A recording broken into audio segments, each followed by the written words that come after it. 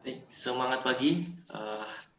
Selamat datang buat teman-teman yang sudah hadir di webinar atau sharing session kali ini dari HRD Bacot bersama dengan PKM Consultant. Sebelumnya perkenalkan, nama saya Fauzan Triadi, salah satu konsultan juga di PKM Consultant.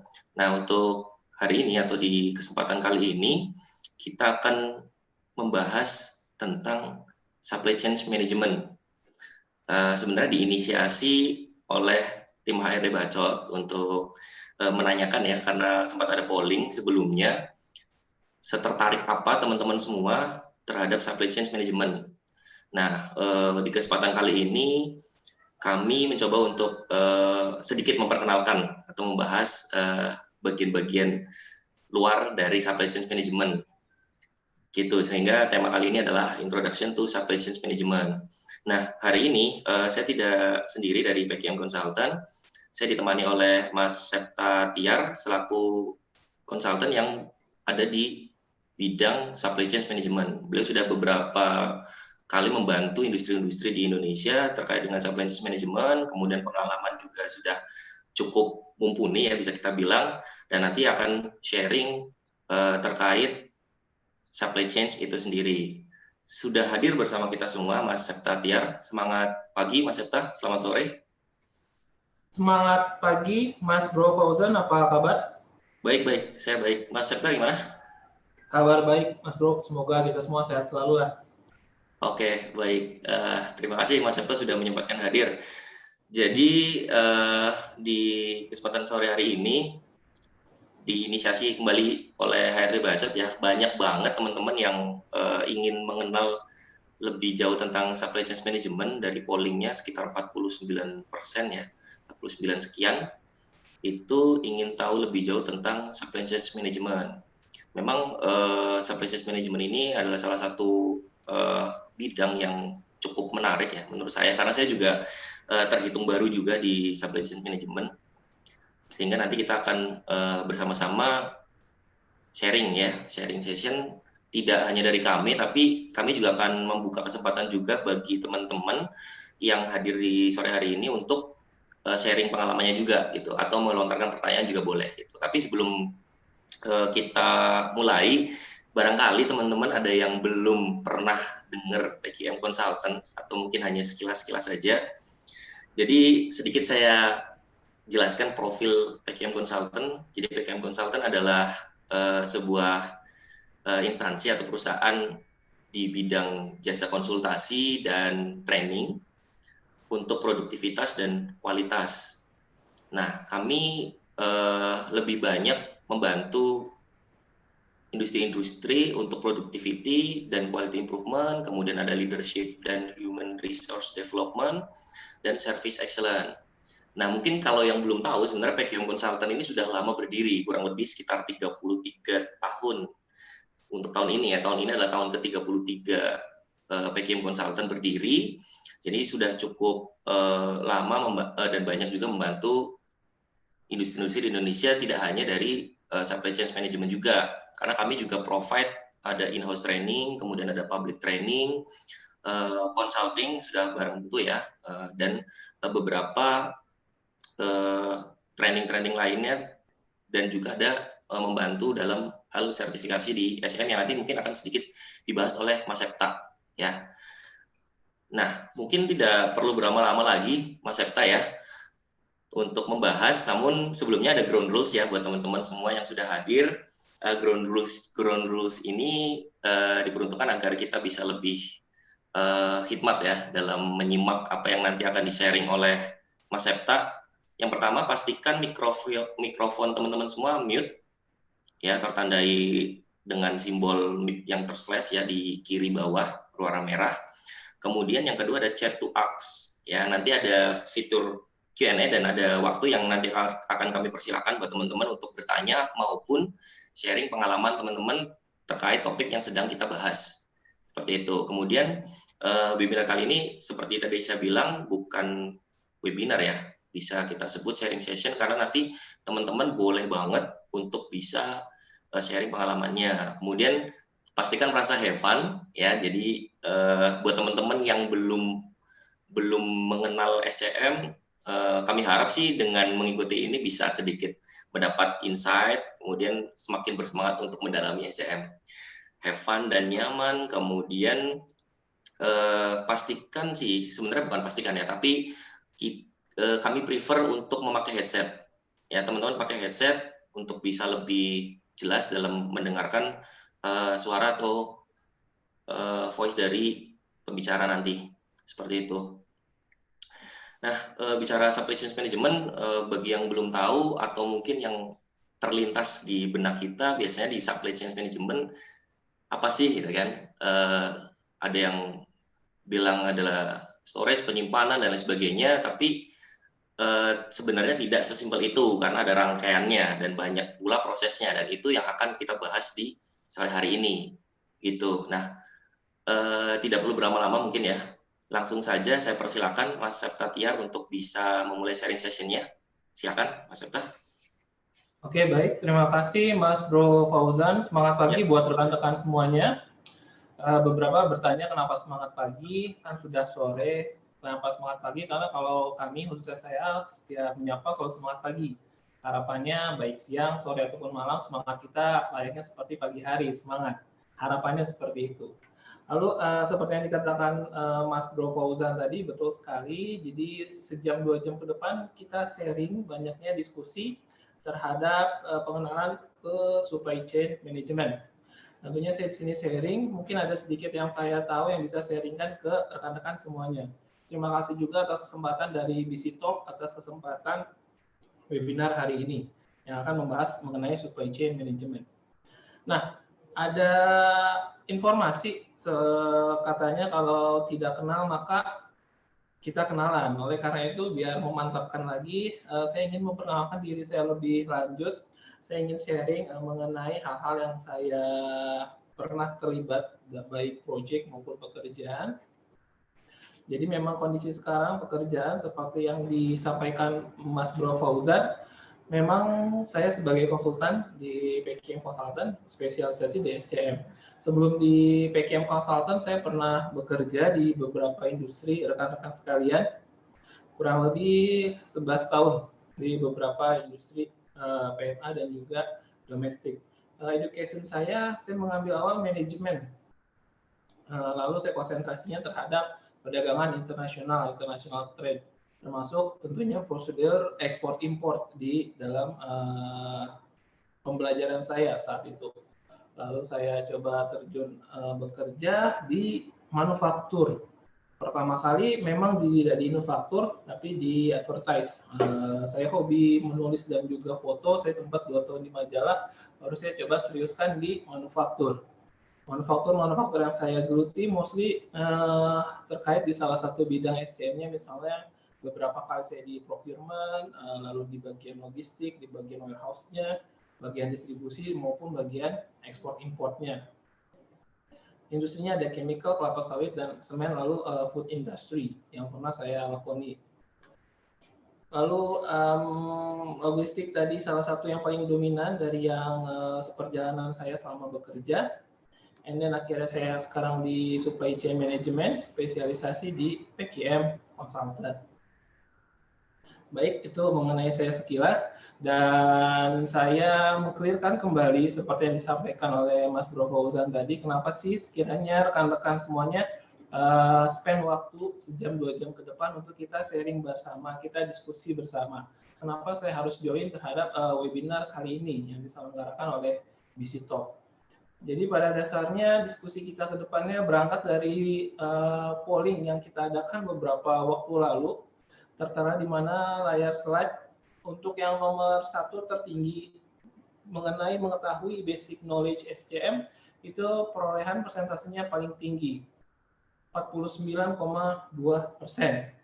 Dan yang kedua adalah bagaimana pengembangan karir di SCM-nya. Jadi 2 topik utama ini yang akan kita coba kupas. Kita coba akomodir terhadap rekan-rekan yang sudah penasaran bagaimana sih sebenarnya basic knowledge SCM itu, atau yang mau terjun atau yang baru terjun, bagaimana sih ketika saya mau ruang lingkup SCM di dalamnya seperti apa. Kita coba diskusikan dan kupas hari ini.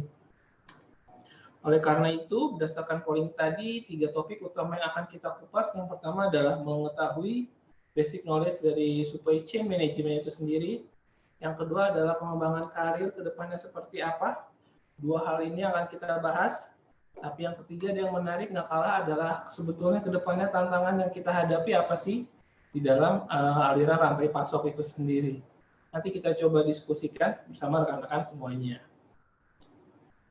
Nah, biar saya lebih tahu nih apa yang memang rekan-rekan harapkan dan juga pikirkan mengenai SCM itu sendiri. Dan sebelum kita kupas lebih jauh mengenai SCM, boleh tolong bantu saya buat rekan-rekan yang sudah hadir, kita interaktif dari 80 partisipan yang sudah hadir, boleh tolong diaktifkan smartphone ataupun laptopnya, lalu ke browser buka www.menti.com. Oke, minta bantuannya buat rekan-rekan yang sudah hadir, 80 partisipan yang sudah hadir, ke browsernya lalu buka www.menti.com, lalu describe SCM dalam 1 kata. Gambarkan yang ada di benak rekan-rekan mengenai SCM 1 kata saja. Boleh pendapat, boleh unek-unek, boleh definisi, silakan.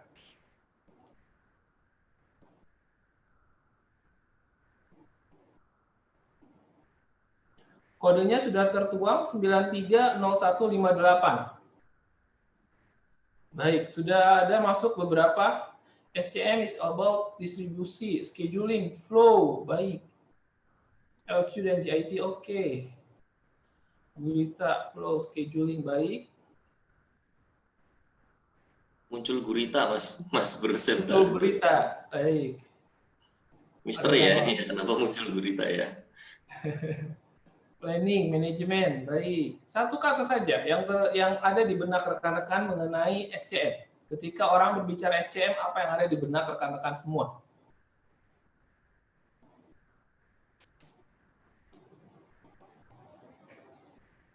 Oke. Providing raw material, baik. Hulu ke hilir. Flow, procurement, logistik, distribusi, oke. Kebanyakan logistik sepertinya Mas Septa ya? Betul Mas Bro, kebanyakan logistik Mas Bro. Jadi mostly dari beberapa rekan yang sudah hadir, almost 100 orang ini, ketika kita berbicara SCM yang ada di benaknya adalah logistik. Oke. Masih terus ternyata, oke.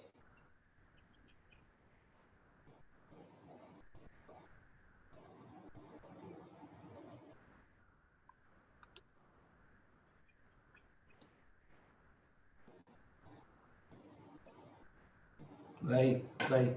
Baik, saya cukupkan. Jadi terlihat dari hasil yang sudah kita kumpulkan dari pemikiran rekan-rekan semuanya, ketika kita berbicara SCM, apa yang terbesit di benak, ternyata 3 hal terbesar, terbanyak, distribusi, logistik, dan flow. Ada flow, ada logistik, dan distribusi. Yang lainnya tentu ada seperti ada yang bilang gudang, sumber daya, rantai, inventory, produk, gurita, gudang, stok, dan lain sebagainya. Tapi kita ambil satu yang ternyata ada di benak rekan-rekan mengenai SCM adalah logistik.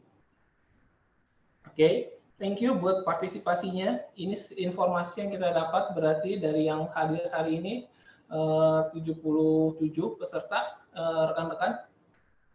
Ternyata logistik yang ada di benak ketika mendengar SCM. Baik, akan kita bahas, akan kita kupas.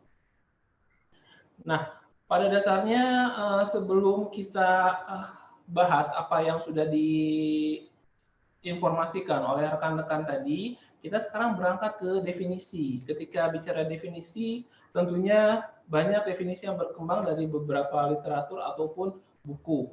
Nah, saya coba ambil beberapa saja, misalnya dari Stanford Global SCM Forum, mengatakan pada dasar SCM adalah sistem yang mengintegrasikan proses bisnis utama yang dimulai dari konsumen hingga pemasok untuk memberi nilai tambah bagi konsumen maupun stakeholder. Ada yang saya bold di situ, mengintegrasikan proses bisnis utama dan nilai tambah dari definisi SCM itu sendiri. Tahan dulu. Lalu dari APIX sendiri menurut APIX Dictionary, SCM agak panjang, desain, perencanaan, pelaksanaan, kontrol, dan monitoring dari sebuah kegiatan dalam rantai pasok yang bertujuan menciptakan nilai tambah, membangun infrastruktur yang kompetitif, meningkatkan kapabilitas logistik di seluruh dunia, sinkron persediaan dan demand, serta mengukur kinerja secara global. Garis bawahi juga ada nilai tambah di boldnya.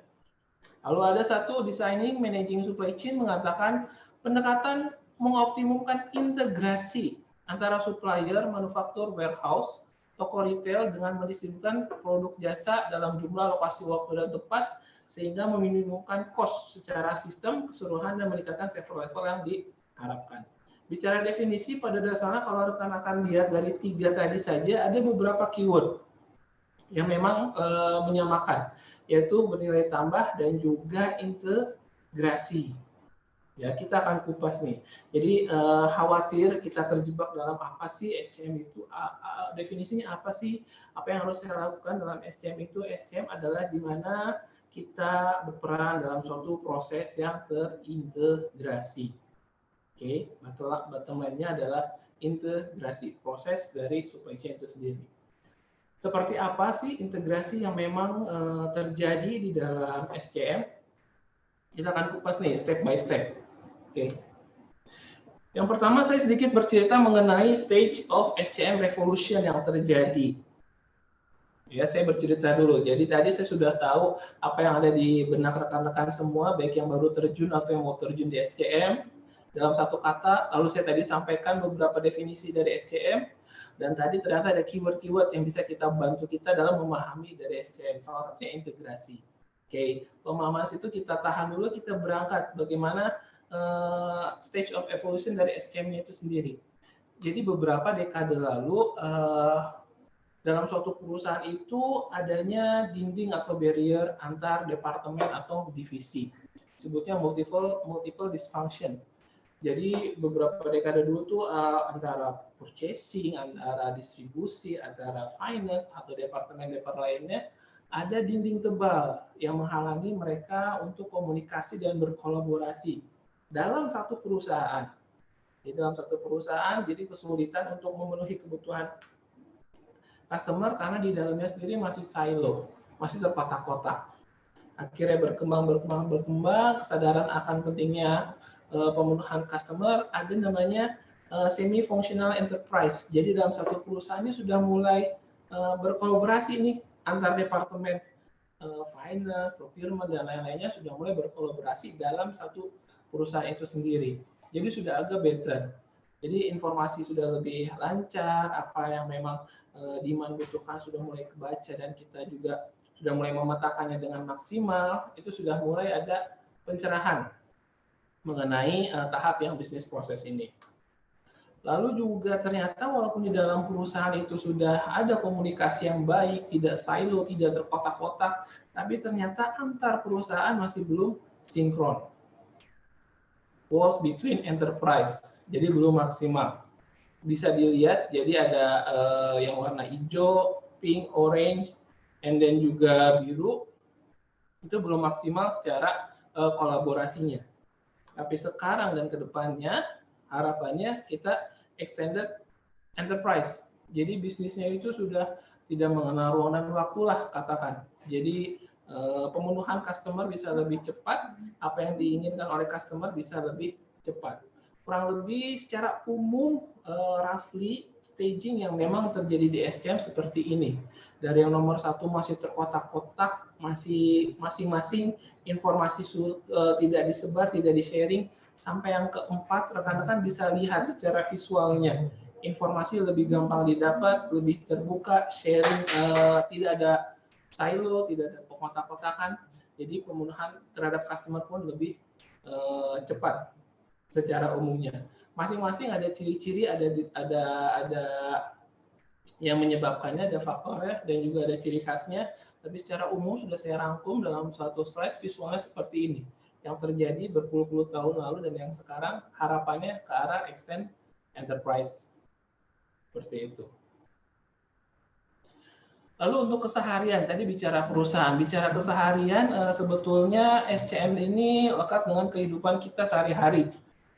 Contoh misalnya bagi rekan-rekan yang beli handphone ke mall, dulu mungkin sering lihat counter ya, Mas Bro kan sering pernah kali melakukan hal tersebut, pernah ke handphone, jadi ke counter nyari handphone, dan ini kisah nyata juga. Kenapa? Iya pernah. Pernah ya.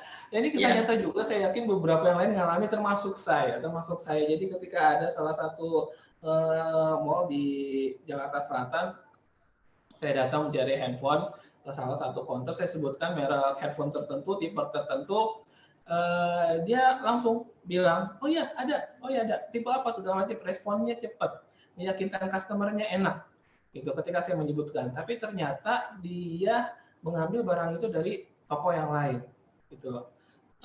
Si handphone itu menyediakan teknologi, handphone itu menyediakan produk yang akan saya beli, tapi somehow si pemilik toko tersebut menyediakan aplikasi SCM yang diterapkan di tokonya, yaitu kolaborasi dengan counter handphone lain.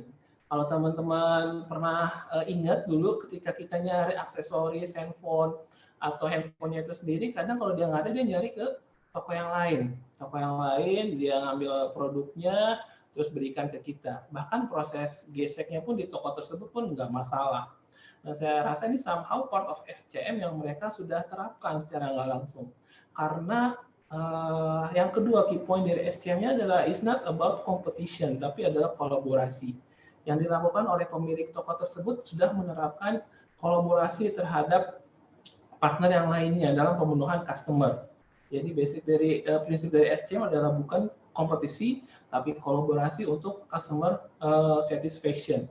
Jadi lagi-lagi berangkat dari customer fokus, apa yang saya butuhkan itu dipenuhi oleh pemilik toko tersebut. Ini kisah nyata yang saya juga alami dan saya yakin juga ada teman-teman pernah alami hal tersebut. Itu saya rasa masih bagian dari pentingnya kolaborasi dalam aliran SCM. Itu di kehidupan kita sehari-hari. Bayangkan kalau memang di perusahaan. Yang lainnya, misalnya mengenai sayur. Beberapa tahun lalu, entah orang tua kita, mungkin istri kita, atau asisten kita, kalau memang beli sayur harus beranjak ke entah ke pasarnya atau toko sayur terdekat. Seiring ke sini, lalu dia rutin, dia naik ojek untuk transportasinya itu. Dia naik ojek untuk transportasinya, semakin ke sini ternyata taruhlah istri saya, dia semakin rutin menggunakan ojek tersebut. Akhirnya dia langganan terhadap ojek tersebut. Jadi ojek tersebut jadi sarana transportasinya.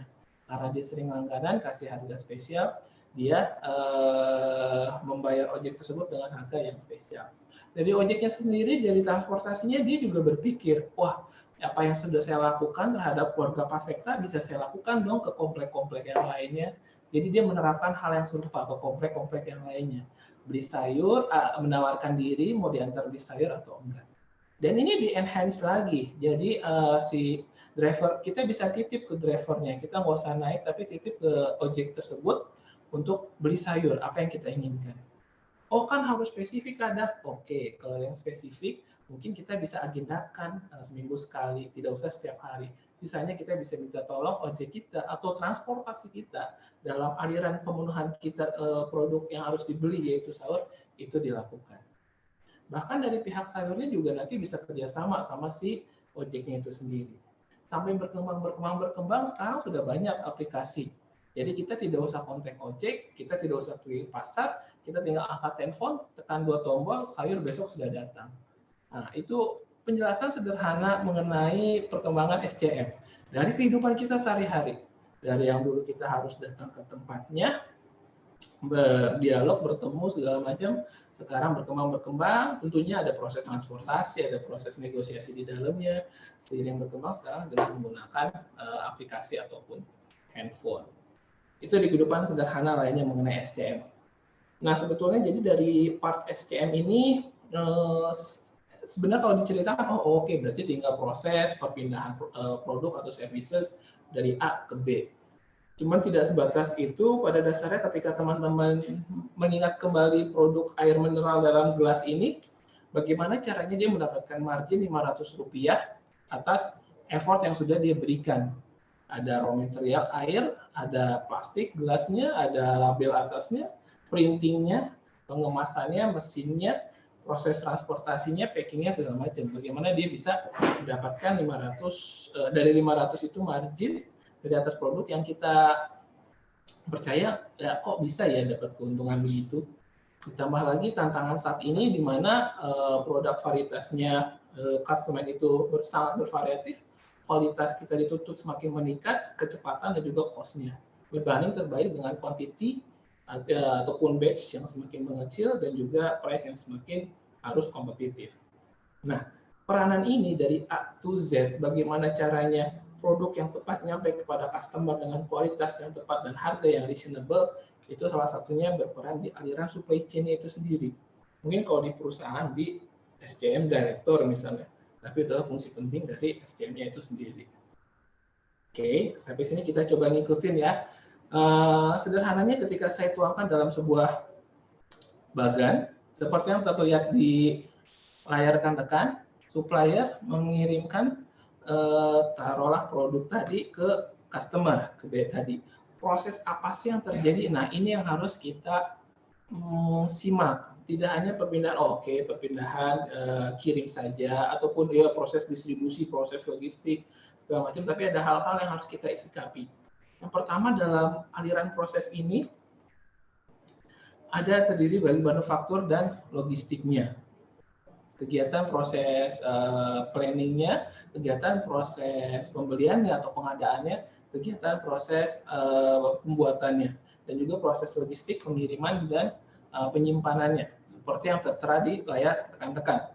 Bagaimana rekan-rekan memplanningkan nih, mau bikin apa, beli di mana, dealing dengan siapa, harga berapa. Lalu juga sourcing-nya, timnya juga disiapkan, jangan lupa, dan skill-skill pendukung lainnya. Lalu buat produksi, tidak lupa kita kirimkan ke customer. Dan ini harus kita pikirkan as supply chain manager dalam suatu rangkaian supply chain management. Inilah supply chain management yang memang harus kita sikapi A to Z dari hulu ke hilir. Tadi ada yang bilang SCM itu hulu ke hilir, betul. Bagaimana dari hulu ke hilir harus kita perhatikan komponen-komponen yang ada di dalamnya. Oke, menariknya kita kupas nih satu-satu. Apa yang sekiranya nanti teman-teman bisa, saya part of deliver. Apa yang harus kita lakukan atau apa yang harus arah saya kemana dulu sih ketika saya lulus kuliah sekarang? Kita coba satu-satu. Misalnya bagian planning, ketika kita merencanakan membuat sesuatu, memproduksi, tentunya kita harus menganalisa, merencanakan demand-nya bagaimana, berapa banyak, segmentasinya seperti apa. Lalu juga kita harus memplanningkan supply-nya dari mana, domestik, overseas, berapa banyak harus kita beli, kuantitinya, kemasannya, itu yang harus kita rencanakan.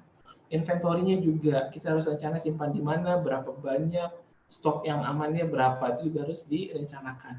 Biasanya di beberapa perusahaan tentunya ketika kita bicara perencanaan, terkadang masalah utamanya mengenai keakuratan. Jadi bicara demand planning, supply planning, jadi masalah juga ketika kita diskusi mengenai akurasinya seberapa tinggi yang sudah dilakukan oleh teman-teman planning. Teman-teman yang memang tertarik untuk menganalisa atau memang ke bagian PPIC, bisa mungkin join ke bagian sini ketika nanti terjun ke dunia kerja. Atau ketika kita pengadaan, ada taruhlah purchasing, di mana purchasing ini nanti dia mengelola salah satunya vendor management, relasi dengan vendornya dalam proses pengadaan barang. Tidak lupa dia juga harus di salah satunya kepiawaian mengenai negotiation-nya seperti apa. Beberapa hal yang memang kejadian adalah terkadang salah satu yang saya sempat jadi purchasing beberapa tahun adalah bagaimana kita harus mencari barang dengan cepat. Harus cepat pula, harus safety, dan juga harganya harus kompetitif, reasonable. Jadi 3 hal itu. Terkadang kita sudah dikejar-kejar nih harus beli barang, tapi speknya kita tidak clear dari user. Karena itu jadi challenge sendiri, kita harus mencari. Nah, saya terawang beberapa dia mengangguk-ngangguk, iya saya pak, ya. Saya merasakan penderitaannya, jadi tempo hari, dulu juga kondisi-kondisi seperti itu sering kejadian. Lalu juga purchasing dihadapkan bagaimana menjalin professional relationship kepada klien dan membangun trust. Oke, trust adalah keyword lainnya dari SCM itu sendiri. Jadi beberapa bocoran keyword sudah ada integrasi dan juga kolaborasi, dan sekarang trust. SCM bukan about kompetisi, tapi bagaimana untuk memenuhi kebutuhan customer. Lalu untuk logistiknya itu sendiri, ada proses transportasi, international trade, dan juga reverse logistik. Rekan-rekan bisa bekerja di perusahaan transportasi atau forwarder, atau bekerja memang di perusahaan di bagian logistiknya. Nanti ada head of logistik bisa, nanti ada berbagi-bagi lagi di bawahnya. Termasuk biasanya logistik, beberapa perusahaan disatukan dengan warehouse-nya. Ya, warehouse ada permasalahan-permasalahan juga yang memang sudah sering terjadi di warehouse. Nah, bagi saya sendiri, selama sekarang support di beberapa perusahaan, terkadang di hulu ke hilir juga ada saja masalahnya, baik di salah satu maupun secara keseluruhan. Ada yang memang klien yang fokus minta tolong bantu di bagian logistiknya, bagaimana dia proses deliver dan store-nya dimaksimalkan, itu juga ada. Karena kendala utamanya adalah bagaimana misalnya di gudang memanfaatkan space yang katakanlah terbatas dengan tepat, produknya juga proses pengolahannya dengan tepat seperti apa, kan banyak tuh, kita harus tahu pergerakannya, vivonya, ataupun masanya, kuantitinya, jenisnya, ukurannya, segala macam. Lalu juga bahkan ada yang memang secara hulu ke hilir, terakhir support di salah satu perusahaan makanan cukup besar di Indonesia mengenai SCM kompetensinya. Jadi kami membantu di perusahaan tersebut, khusus di tim SCM-nya, sekiranya kompetisi apa yang memang dibutuhkan, diterapkan dalam perusahaan tersebut, mulai dari SCM Director, Team Leader, sampai di area staff-nya. Itu kita petakan satu-satu kompetensi yang memang harus dijalankan di perusahaan tersebut, sehingga ujung-ujungnya customer yang memang berkaitan dengan dia akan bisa dipenuhi lagi dengan baik. Kurang lebih seperti itu, antara lain yang memang kita support ke klien-klien. Banyak permasalahan lainnya yang memang terjadi di sini, mulai dari bagian planning maupun store itu sendiri. Nah, penasaran nih, teman-teman, Mas Bro Fauzan ini juga beliau pengalaman kerjanya di manufaktur cukup lama. Beliau kalau nggak salah di bagian produksi. Nah, penasarannya, ini kita ada teman produksi satu, mungkin beliau bisa sharing ketika dalam kerjanya dulu, apa sih yang memang challenge, atau ada nggak sih ketika temannya Mas Bro Fauzan dulu, wah saya kuliahnya bukan SCM nih, ataupun yang terkait itu, saya sastra Jawa, bisa nggak masuk ke dunia SCM? Atau wah saya ternyata jauh nih dari edukasi pekerjaan sekarang, ada nggak seperti itu? Nah, Mas Bro Fauzan boleh nggak sharing, atau saya tanya, ada nggak pengalaman seperti itu ketika bekerja dulu? Ya, ada. Jadi kalau cerita, kebetulan nih Mas Septa ada pertanyaan juga melalui Slido, kemudian ada di fitur chat juga ya, yang bertanya apakah supply chain bisa dari semua jurusan, kemudian ada pertanyaan lagi, saya berminat untuk berkarir di operation ya, dari Pak Erik atau Mas Erik ya, terutama di SCM, boleh share tips untuk belajar di mana soal SCM? Niat mau ambil S2 tapi sepertinya masih agak lama ya. Oke, balik lagi sedikit sharing pengalaman saya sebelumnya di area produksi. Saya departemen produksi.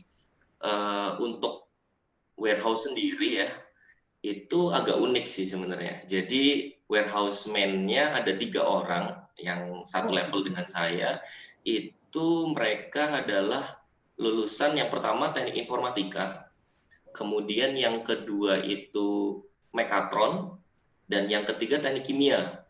Gitu. Teknik kimia. Teknik kimia. Jadi kalau kita bilang bisa atau tidaknya, secara fakta ada sih ya, maksudnya tidak dari teknik industri ataupun teknik manufaktur bisa ada di posisi salah satu di aspek SCM. Jadi menurut saya bisa, hanya ya itu bergantung pada apa ya, menurut saya kesempatannya ya dari perusahaan-perusahaan, kebijakannya juga, apakah mereka bisa menerima orang dari luar bidang SCM seperti itu. Tapi nggak usah khawatir sih menurut saya ya. Dan menyambung pertanyaan yang tadi ada di chat dari Pak Erik atau Mas Erik ini ya, share atau tips untuk belajar di mana soal SCM gitu. Ada nggak Mas Bro Septa mungkin referensi atau apa ya, untuk memahami dasar-dasar SCM gitu? Oke. Dari Mas Erik S. Oke, thank you. Sebetulnya jika memang edukasi sefokus di SCM, betul yang terkait yang Mas Bro Fauzan bilang. Jadi memang dari edukasi saja, contohnya saya tidak fokus di SCM-nya, saya manajemen pemasaran internasional saat itu. Nah, ketika sekarang mau diedukasi di lebih lanjut lagi, itu juga sah-sah saja.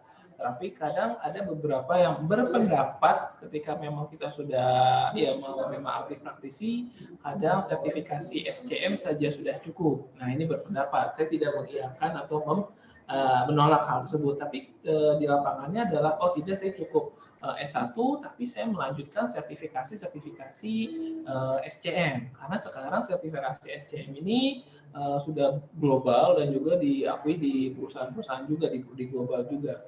Tinggal nanti disesuaikan saja sertifikasinya ini sekiranya apa yang mau diambil. Kan ada beberapa sertifikasi yang terkait SCM gitu. Kalau saya sendiri masih cenderung ke sertifikasi misalnya.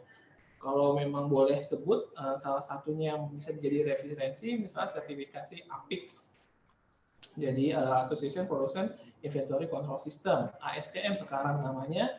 Di sana ada 3 sertifikasi utama bagaimana mengenai supply chain, logistik, dan juga inventory.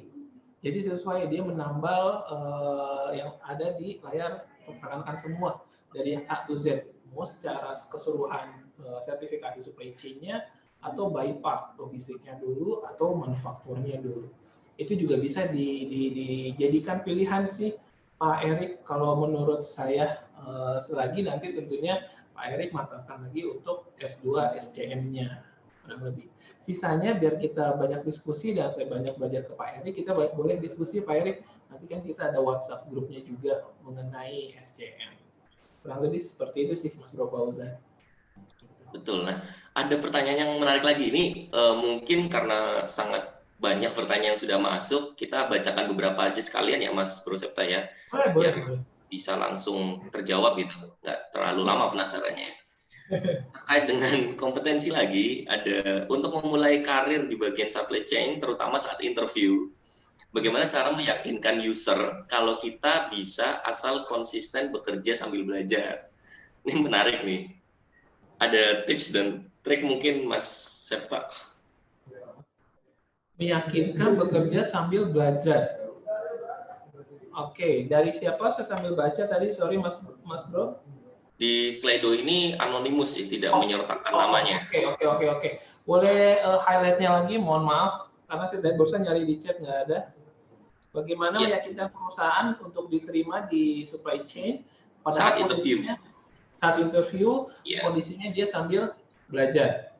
Bukan maksudnya tidak mempunyai background SCM. Bagaimana cara meyakinkan bahwa iya saya bisa dengan konsisten dan sambil belajar, mempelajari SCM gitu. Nyemplung sambil belajar gitu lah. Oke, menarik sih. Cuman kalau saya sebagai katakanlah perusahaannya ya, itu agak kesulitan untuk diyakinkan apa garansi saya ketika memang rekan-rekan apply dengan background yang tidak ada SCM-nya, edukasi background-nya juga tidak ada SCM-nya, tapi mau bekerja di perusahaan ini. Gitu. Nah, itu kembali ke perusahaan, tapi logically pada dasarnya itu sangat challenge sih dalam meyakinkan perusahaan untuk ayo saya akan belajar, walaupun ketika prosesnya kita bekerja kita pasti belajar. Gitu. Saya awal tidak tahu mengenai purchasing, exim atau dan lain sebagainya. Selagi bekerja itu akan belajar. Cuman starting point di awal memang we need prove something ke perusahaan bahwasanya kita akan bekerja bisa diterima di perusahaan tersebut. That's why beberapa perusahaan melihat edukasi background. Ada perusahaan yang nggak melihat edukasi background tapi melihat dari experience-nya. Ada perusahaan yang melihat dua-duanya. Ada perusahaan yang melihat hanya proyek yang sudah dilakukan. Jujur, beberapa perusahaan yang pernah saya lakukan ada yang tidak melihat edukasi background, tapi langsung bertanya improvement apa saja yang pernah kamu lakukan di perusahaan tersebut. Jadi convince perusahaannya adalah bukan dari edukasi background, tapi proyek yang pernah kita lakukan terkait SCM-nya. Untungnya dulu ada SCM. Pernah ada proyek SCM. Nah, itu perusahaan berbeda-beda. Yang jelas cukup sulit ketika kita belum ada sesuatu yang harus kita convince ke perusahaan. Apalagi perusahaan harus take a risk, they paycheck ke rekan-rekan, kirim ada salary, tapi saat itu cukup sulit perusahaan menerima kompensasi balik. Apa yang kamu bisa berikan buat saya ketika saya menggaji Anda 5 juta atau 10 juta per bulan? Seperti itu sih. Nah, salah satunya ketika memang mau disikapinya bisa lewat sertifikasi, misalnya kalau memang pendidikannya belum ada mengenai edukasi background, kuliahnya bukan tentang SDM atau terkaitnya, sertifikasi dulu boleh. Atau bisa masuk ke salah satu bagian dari perusahaan aja, bertahap, nanti ujung-ujungnya kita belajar tentang divisi yang lainnya. Itu juga bisa sih, Mas Bro Fauzan, kurang lebih. Semoga menjawab. Anonimus. Tambahan mungkin ya dari saya, kalau misalnya mungkin teman-teman baru lulus ya, fresh graduate banget, dan bidangnya bukan dari SCM, atau yang berhubungan dengan itu. Sebenarnya ini standar ketika menghadapi interview sih, kita harus bisa paham profil perusahaannya, kemudian bisnis mereka, kemudian kalau memang lowongannya salah satu dari poin aspek di supply chain, ya pastinya kita ada sedikit banyak baca-baca dulu ya. Sekarang kan media belajar sudah cukup banyak. Nanti mungkin web-web yang berhubungan dengan SCM bisa kami share di grup WhatsApp. Rencananya memang akan seperti itu ya, Mas Septa ya. Nanti kita adakan grup untuk bisa sharing lebih lanjut secara real time aja dan interaktif gitu. Nanti pertanyaannya akan kami keep dan jawabannya mungkin akan kita share di WhatsApp. Kemudian ada lagi dari Pak Mike Bene, apa inti dari SCM? Tadi sudah terjawab, intinya adalah integrasi ya Mas Septa ya. Ya, salah satunya betul. Ya, salah satunya integrasi. Kemudian apakah kedepannya ada kemungkinan SCM akan digantikan oleh teknologi dengan perhitungan yang lebih akurat dan minim human error? Ini ada slide tentang itu, nanti kita akan jawab, jadi ditampung dulu pertanyaannya. Tampung dulu, betul. Tampung dulu, tahan dulu, sabar. Iya, sabar dulu. Kemudian ini sudah cukup banyak yang masuk pertanyaannya. Saya coba pilih-pilih dulu gitu ya. Ini sebelum keluar dari masalah interview dan kompetensi, ada pertanyaan lagi. Boleh minta dijelaskan lebih lengkap mengenai SCM kompetensi dan people development? Terima kasih dari Ibu atau Mbak Helina. Helina W. Oke. Terima kasih. Jadi secara umum dan singkatnya adalah proyek sekalian sharing proyek yang dilakukan pada saat itu terkait SCM kompetensi dan juga people development-nya adalah make sure ketika PIC atau orang-orang yang menempati posisi tersebut bisa melakukan pekerjaan di posisi tersebut. Ya. Jadi adalah memastikan orang-orang yang ada di posisi A bisa melakukan hal-hal yang memang sehariannya dilakukan di posisi A tersebut. Contoh, ketika kita menempatkan orang atau meng-hire orang di bagian logistik, berarti kita harus make sure bahwa kompetensi dia dalam bagian logistik itu sudah dipenuhi. Contoh OTIF, on time in fullness, bagaimana dia melakukan pengiriman on time, secara on time dan juga kuantitinya tepat. Lalu juga bagaimana dia make sure mengenai proses transportasi yang safety-nya ketika ke tangan customer. Dan juga beberapa kompetensi lainnya yang memang kita bisa jabarkan dan kita gradingkan. Dari mulai taruhlah staff di warehouse-nya, warehouse man-nya, warehouse lead-nya, dan juga head of warehouse-nya misalnya. Jadi masing-masing ada kompetensinya. Harapannya tidak ada overlapping, tidak ada hal yang lebih maksimal gitu kinerja dari logistiknya. Kita grading kan semuanya A to Z, jadi harapannya ketika orang di gudang itu dari mulai staff sampai manajernya mencari baut, nggak semuanya turun mencari baut gitu loh. Ada hal-hal yang memang harus dilakukan sesuai levelnya, ada hal-hal yang memang dilakukan itu bernilai tambah sesuai dengan posisi yang dia lakukan. Pada saat itu kami petakan tentunya interview dari setiap gradingnya, job desk-nya, dan juga sesuaikan. Untuk posisi ini, ya kompetensi yang harus dilakukan adalah ini loh, sesuai apa enggak. Kita cek, kita akses, kita wawancara. Lalu juga yang lainnya, dan bertahap semua. Dari hulu ke hilir kita cek dan juga kita akses untuk kompetensinya. Kurang lebih seperti itu sih Bu Helina. Ya, nah menariknya adalah mengenai kompetensi ada beberapa slide tambahan terakhir yang akan dijabarkan juga terkait kompetensi. Jadi mungkin ini sama kayak Pak Bene tadi, mohon ditahan dulu, sabar, nanti akan kita kupas setelah ini. Kurang lebih begitu Mas Bro Fauzan. Kita lanjut dulu atau masih ada pertanyaan? Sharing? Masih ada. Jadi ini ada beberapa pertanyaan yang mungkin konteksnya sama ya Mas Septa. Jadi semoga menjawab ya. Satu pertanyaan saya lontarkan, satu lagi. Nanti penjelasannya semoga menjawab. Kalau belum nanti mungkin di sesi Q&A interaktif bisa dijelaskan atau ditanyakan kembali gitu ya Mas Septa. Baik. Ada pertanyaan dari Ibu Kania Yulia. Customer kan tidak direct ke SCM, pasti melalui sales or marketing. So, kalau lihat kondisi sekarang, yang market sangat sulit, mungkin terkait dengan pandemi, bagaimana cara penyikapan tim SCM terhadap hal ini? Nah, kemudian dari paradigma atau pandangan orang-orang tentang SCM bahwa SCM itu terkait dengan produksi, distribusi, dan PPAC, apakah sebenarnya bisa terintegrasi dengan departemen yang lain, seperti tadi marketing atau finance gitu? Oke.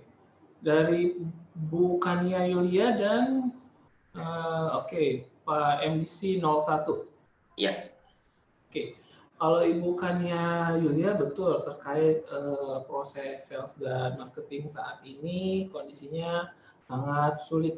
Makanya ini terkait pasca COVID ini mungkin ya yang maksud market ini sangat sulit karena garis bawahi dulu walaupun memang kita terjadi pandemi COVID-19 ini ada beberapa perusahaan yang ya mostly memang terimpact, tapi ada beberapa juga yang tidak impact dan bahkan ada yang tetap stabil. Nah, saya mengambil kesimpulan pada dasarnya market yang sangat sulit ini karena dampak dari COVID-19 ini. Nah, oleh karena itu sebetulnya salah satu yang sering kita gaungkan juga mengenai SCM adalah bisnisnya ini sekarang berubah. Sepertinya yang tadi memang disampaikan, contoh tadi Pak MDC Wan Citose misalnya, seperti itu. Yang beliau tanyakan adalah itu adalah konsep yang tadi di awal. Bagaimana kita terkotak-kotak sebetulnya dalam satu perusahaan. Tapi tentu saja itu harus diintegrasikan dengan yang lainnya termasuk marketing dan finance-nya. Seiring berjalannya waktu dari tahun ke tahun, maka bisnis prosesnya juga berubah, termasuk dari SCM itu sendiri. Kalau memang ternyata kondisi saat ini penyikapan tim SCM-nya sulit karena COVID-19, kita bisa sikapi ada faktor lain nih yang bisa kita improve. Contoh terkait perusahaannya ya, bagaimana penerapan teknologi yang bisa Ibu terapkan di perusahaan Ibu. Ada nggak peluang dalam memperbaiki proses pemenuhan ke customer-nya dengan menggunakan teknologi atau sistem tertentu? Misal, Contoh yang kedua, bagaimana proses transportasinya dilihat kembali di perusahaan ibu. Sekarang dan kedepannya proses transportasi ataupun pengiriman di challenge dengan quantity lebih sedikit, tapi juga ongkosnya lebih tinggi. Bagaimana menyikapinya? Gitu. Atau memang proses sourcing-nya itu sendiri. Memang tidak direct, tapi ibu bisa take back karena ini satu proses di perusahaannya. Ibu lihat bagaimana untuk how to survive perusahaan ibu, proses sourcing-nya selama ibu ini lakukan bisa disikapi nggak diimprove.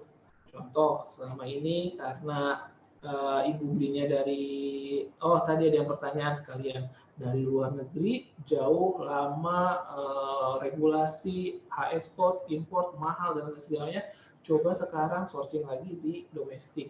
Sehingga hal ini perlu di-compare. Nah, pasti akan ada perubahan-perubahan seperti ini dan memang secara keseluruhan dicek bagian sourcing-nya atau proses di dalamnya, proses penyimpanannya, apakah selama ini sudah benar atau enggak, atau ada nyewa tempat lain, dan juga proses pengirimannya. Jadi memang pasti akan ada perubahan bagaimana nyikapinya.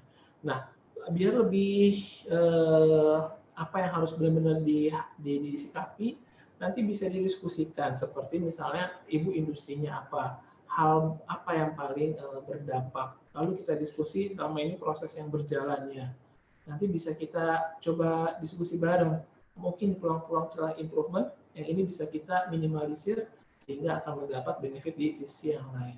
Seperti itu. Jadi secara general kalau memang kondisi sekarang sulit, penyikapannya pasti dinamis dan kita masih cari pattern yang memang tepat di beberapa industri karena beda-beda patternnya itu sendiri. Tapi secara overall, SCM adalah bagaimana kita mengintegrasikan kolaborasi antar tim di dalamnya untuk memberikan nilai tambah kepada customer demi customer satisfaction tentunya, di mana SCM bukan obat kompetisi, tapi cara kolaborasi. Kurang lebih itu bukan ya Yulia. Semoga menjawab. Baik. Ya baik, Mas Eka, sebelum berlanjut, tadi untuk yang kompetensi atau people development mungkin teman-teman bisa belajar kalau yang sering dipakai untuk kegiatan dalam SCM yang sering kita tahu ada Excel ya, mungkin meningkatkan skill Excel, kemudian ada SAP yang lebih advance lagi, dan ada beberapa aplikasi-aplikasi yang dikembangkan juga dari luar. Cuma saya masih belum keingat nih namanya, nanti akan saya share kalau ingat di grup WhatsApp. Jadi mungkin teman-teman yang baru akan masuk ke SCM atau tertarik ingin tahu lebih jauh bisa cari tahu tentang aplikasi-aplikasi yang bisa digunakan dalam kegiatan SCM tersebut. Begitu kurang lebihnya. Dan kemudian ada pertanyaan yang menarik dan kebetulan saya juga tahu informasinya. Bagaimana cara membuat supply management yang mengedepankan touchless dalam kampanye protokol COVID-19? Untuk touchless-nya mungkin arahan ke otomatisasi mungkin masih cukup jauh dan membutuhkan waktu yang lama. Tapi ada satu perusahaan yang kebetulan kami bantu. Jadi untuk protokolnya untuk barang yang datang dari luar, dari dalam negeri maupun dari luar negeri itu dikarantina atau dipisahkan terlebih dahulu selama beberapa waktu yang sudah ditentukan. Jadi untuk mengasumsikan bahwa apabila ada virus yang menempel di material tersebut bisa diasumsikan sudah mati seperti itu. Itu yang saya tahu. Nanti yang lain-lainnya kalau ada informasi tambahan dari teman-teman juga bisa sharing. Mungkin itu saja pertanyaannya, masih ada lagi tapi mungkin akan bisa dijawab setelahnya. Mas Septa silakan dilanjut dulu. Oke, nanti kita masih ada beberapa sharing diskusi lagi. Saya coba lanjut dulu. Nah, setelah rekan-rekan tadi coba kita diskusi bareng dari hulu ke hilir aliran rantai pasok yang ada, and then potensi-potensi yang kita bisa terjun di dalamnya dalam bekerja nanti. Tapi jangan lupa pada dasarnya walaupun sederhana, perpindahan dari A ke B, kirim barang, planning, buat segala macam, banyak permasalahan yang ada di supply chain management. Jadi kalau nanti mau terjun atau yang sekarang sudah terjun atau yang memang saya tahu masalahnya apa, nah kita akan lapang dada bersama nih, kita akan mengingat-ingat masalah yang memang terjadi di SCM itu sendiri. Tentunya masalah komunikasi ini sering terjadi juga. Nah, komunikasi di sini komunikasi informasi, keterbukaan informasi antar departemen ataupun antar individu lah. Seperti yang memang pertama kali rangkaian supply chain yang staging pertama itu adalah salah satunya adalah dia minim komunikasi antar departemen. Ujung-ujungnya juga pemenuhan ataupun memaksimalkan perusahaannya lagi cukup kesulitan. Karena silonya komunikasi yang diterapkan di perusahaan tersebut. Ini tantangan tersendiri komunikasi di perusahaan yang harus kita sikapi. Tantangan lainnya mengenai forecasting. Tadi sudah disinggung sedikit bagaimana kita di-challenge mengenai keakuratan forecasting. Tapi kan namanya juga forecast, betul. Tapi makanya ada memaksimalkan setidaknya metode forecasting apa yang memang bisa kita terapkan. Kita lihat produk kita apa, segmentasi pasarnya seperti apa, historikalnya seperti apa. Kita ini produk baru atau memang launch produk baru, itu juga beda metodenya, entah itu naif ataupun moving average, seasonal dan lain sebagainya, itu juga harus dicek. Cost ini sudah pasti masalah yang harus kita tantangan tersendiri bagi kita ketika di SCM, banyak cost yang ada di sana. Delay shipment, beberapa saya terawang dari mukanya ngangguk-ngangguk sering mengalami ya delay shipment sepertinya ya. Ini juga jadi sarapan, termasuk dari saya dulu sarapan rutin setiap hari, shipment delay. Ini menjadi challenge juga, apalagi atas resiko yang terjadi kalau pengiriman tersebut terlambat, fatal pasti. Supply relationship, misalnya tadi di bagian purchasing, bagian pengadaannya dia harus mengedepankan, mengaplikasikan bagaimana membangun hubungan yang baik terhadap klien ataupun vendor. Makanya salah satu keyword tadi adalah SCM ini trust. Sebenarnya bisnis juga dibangun atas trust. Bagaimana posisi penting purchasing ini untuk membangun trust ini dengan klien kita atau vendor kita. Makanya supply relationship harus dilakukan. Lalu fluctuating demand, ini juga pasti, apalagi kondisi sekarang pasca COVID yang memang sangat dinamis. Warehouse space, menarik warehouse space ini. Nah, saya teringat mengenai warehouse, tadi di awal Mas Bro Fauzan nyinggung-nyinggung mengenai warehouse space nih. Mas Bro Fauzan sendiri gimana mengenai masalah warehouse space atau seputar warehouse? Ada yang bisa di-sharing dulu? Ada sih, ada. Jadi di perusahaan saya sebelumnya, saya produksi, kemudian berhadapan dengan orang warehouse. Dan ada problem tentang warehouse. Jadi itu mungkin adalah akumulasi kali ya, akumulasi dari ketidakdisiplinan dalam penempatan barang. Yang mana efeknya terakumulasi setiap hari gitu. Contohnya misalnya kalau teman-teman yang sudah ada di SCM atau di warehouse ya, atau yang belum tahu mungkin saya jelaskan secara sederhana. Jadi untuk warehouse sendiri kan pastinya kita sudah dedicated satu tempat ya, atau alokasikan tempat untuk produk tertentu, misalnya produk A, kemudian B, C dan seterusnya gitu. Namun mungkin ada momen-momen di mana terjadi perubahan planning atau mungkin hasil produksi yang tidak sesuai dengan planning, entah berlebih atau kurang. Kalau yang dalam kasus ini kemungkinan besar berlebih, sehingga area-area yang biasanya sudah ditetapkan jumlahnya misalnya 100, ketika kita produksinya lebih dari itu atau penarikan dari customer kurang dari penarikan seperti hari biasanya, maka terjadi overstock ya dari standar stok yang sudah ditetapkan. Nah, karena ketidakdisiplinan yang biasanya kita bikin temporary stock nih, temporary alokasi untuk stoknya, itu ya karena ketidakdisiplinan dalam menjaga FIFO ya, ditempatkan di produk yang lain sehingga bercampur otomatis alokasi atau kuota dari shoot produk yang lain yang di tempat itu kan berkurang. Nah, ketika sudah mentok full di produk A, maka kelebihan produk A yang sebenarnya bisa masuk karena ditempati produk B misalnya, itu ditaruh di produk C, dan begitu seterusnya. Akhirnya bercampur sampai di titik di mana orang warehouse kalau misalnya mau prepare barang untuk dikirim ke customer, itu kadang tidak nemu nih barangnya kemana gitu. Padahal di sistem SAP itu ada. Misalnya produksi 2.000, sudah dikirim 1.500, harusnya ada 500, pas kita cari 500-nya nggak ada. Nah, daripada nyari-nyari, nah ini kesalahan keduanya.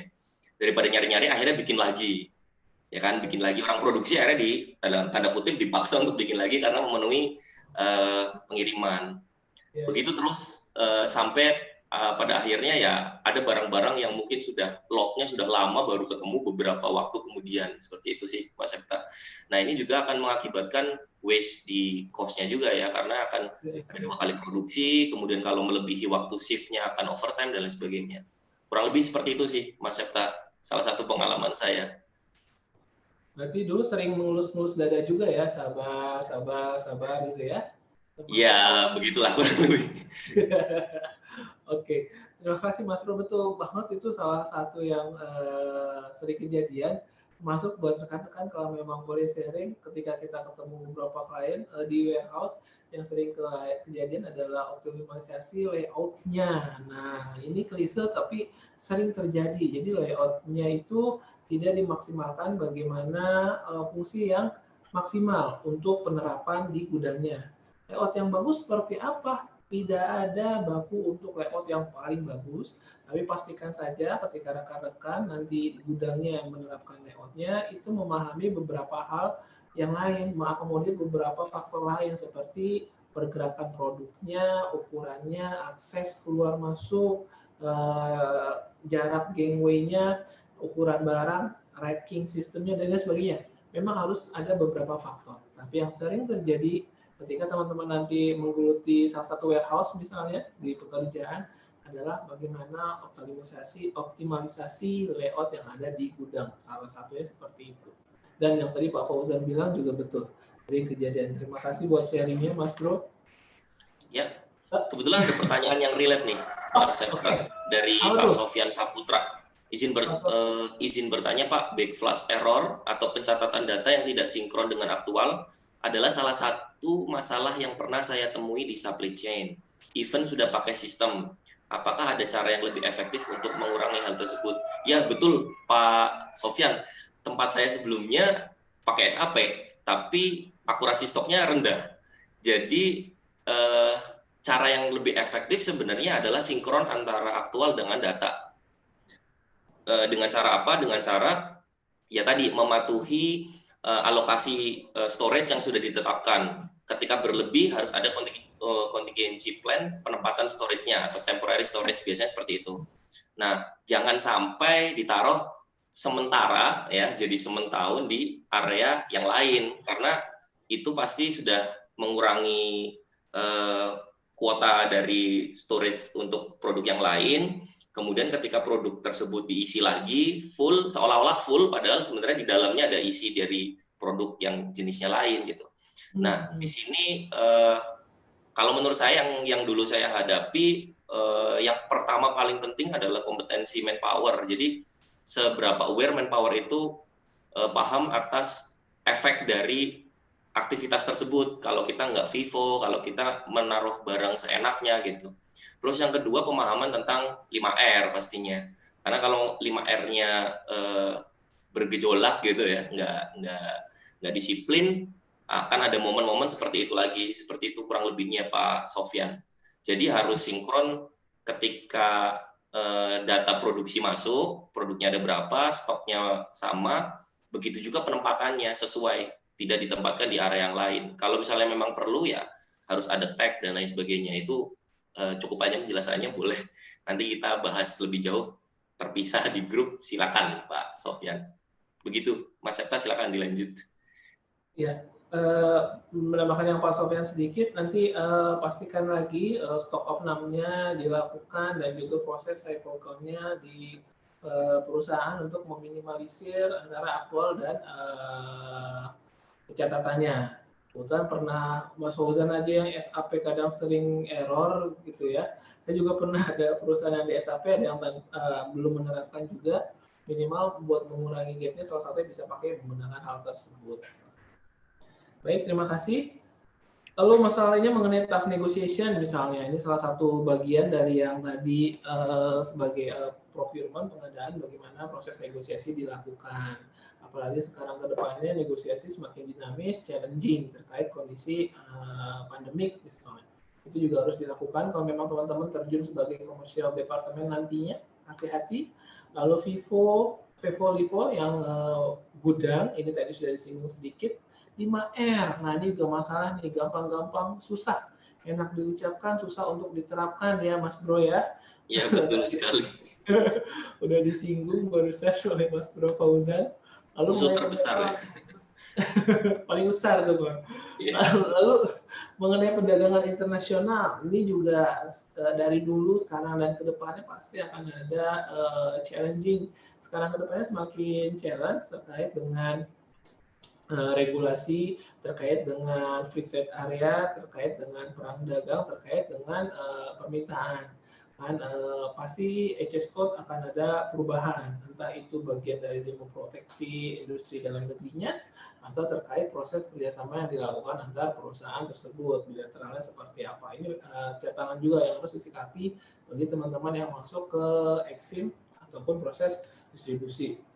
Teknologi disinggung sedikit, nanti akan kita kupas nih tentang teknologi ke depannya seperti apa, dan juga pemborosan, pemborosan di pabrik, di semua sisi pasti akan ada pemborosan yang harus kita sikapi. Apakah permasalahannya seperti ini saja?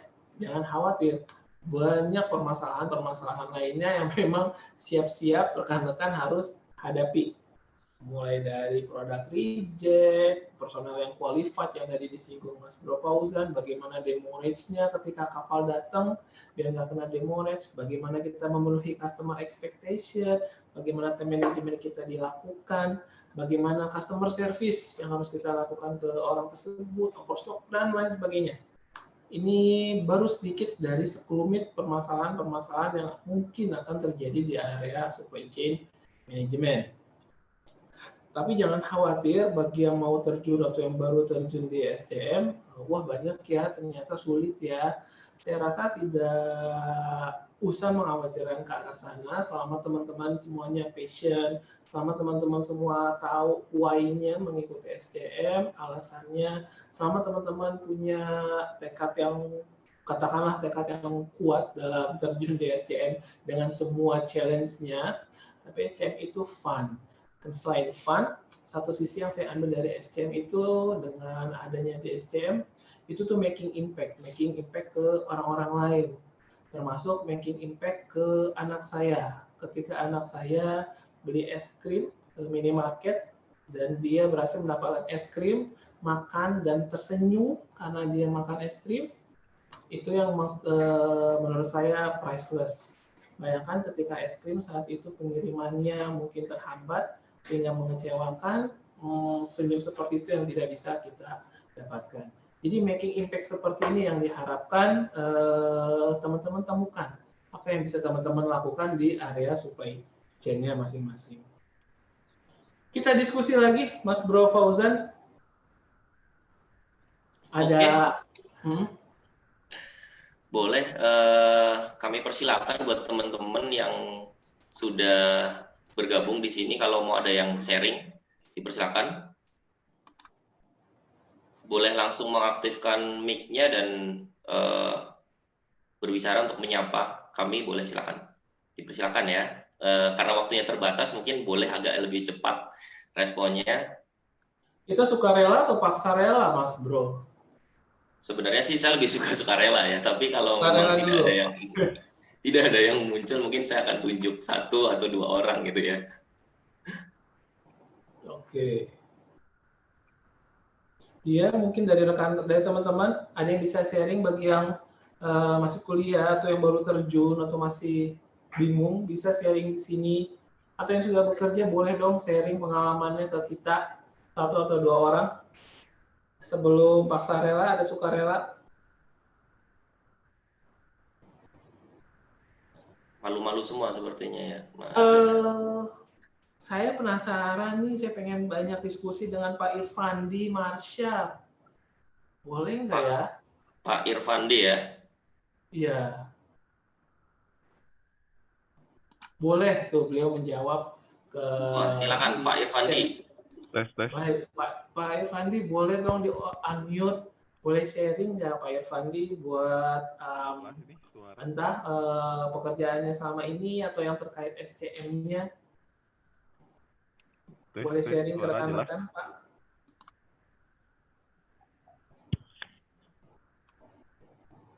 Ya, Pak Irfandi silakan.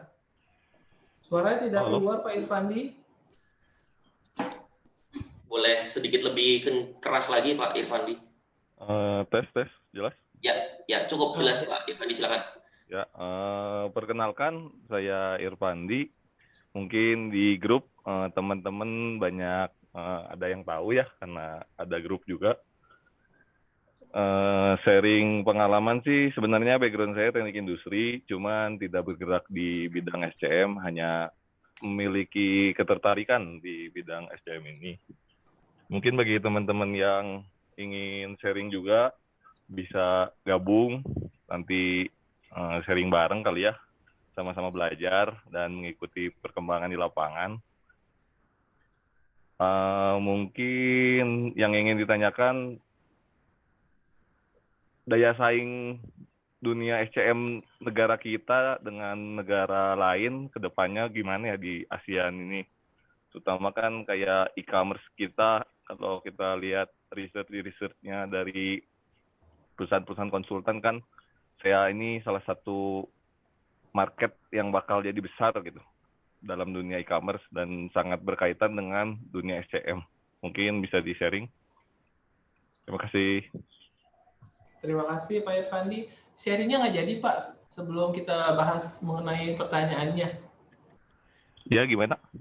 Sharingnya nggak jadi yang pengalaman seru selama ini. Oh iya ya, sekalian nambahin mungkin pengalaman selama ini sih saya bergerak di bidang IO ya. IO pun sebenarnya yang saya rasakan butuh SCM juga. Karena keterbatasan alat-alat itu kan harus diatur. Lalu barangnya, kalau di dunia IO sih selama 3 tahun saya di dunia IO, barangnya itu kan kadang sistem buang, kadang bisa dipakai lagi. Jadi pengaturan di gudangnya itu benar-benar harus kreatif lah bisa dikatakan. Karena bentuknya pun kita kan bukan seperti barang di pabrik ya, yang menggunakan dus atau menggunakan kontainer yang bentuknya kotak. Sedangkan barang-barang kalau di dunia IO atau wedding seperti itu, barang-barangnya bentuknya kan macem-macem dan mungkin harus dijaga gitu. Karena selain dipakai berulang dan berat, investasi dari produk-produk tersebut juga cukup mahal gitu. Mungkin sih selama ini pengalaman yang saya rasakan di itu ya penataan gudang yang sempit beserta dimensi barang yang bervarian gitu. Mungkin di situ, lalu mungkin logistik kayak barang ini bakal dipakai di beberapa event itu kan pengaturan logistiknya juga harus cukup kreatif lah bisa dikatakan, karena utility dari si barang ini kan harus kita manfaatkan sebaik mungkin gitu. Mungkin salah satu pengalaman saya sih di bidang saya di 3 tahun terakhir mungkin itu. Wah, menarik Pak, menarik. Wah, oke. Thank you loh Pak Irfandi Marsya. Wah, another point of view dari penerapannya di industri IO ya. Tadi juga sempat disinggung tuh bagaimana utilize space gudang yang terbatas ataupun sempit. Jadi tak jarang mungkin beliau kalau masuk ke gudang harus agak terbang, ilmu meringankan tubuh gitu ya, karena memang jalannya ketutupan barang. Nah, kita coba sedikit singgung dari yang Pak Irfandi tadi. Setelah itu kita coba lanjut lagi beberapa slide, karena ada masih beberapa slide yang akan kita bahas. Untuk pertanyaan nanti akan kita akomodir, kami usahakan semuanya baik WhatsApp maupun baik email.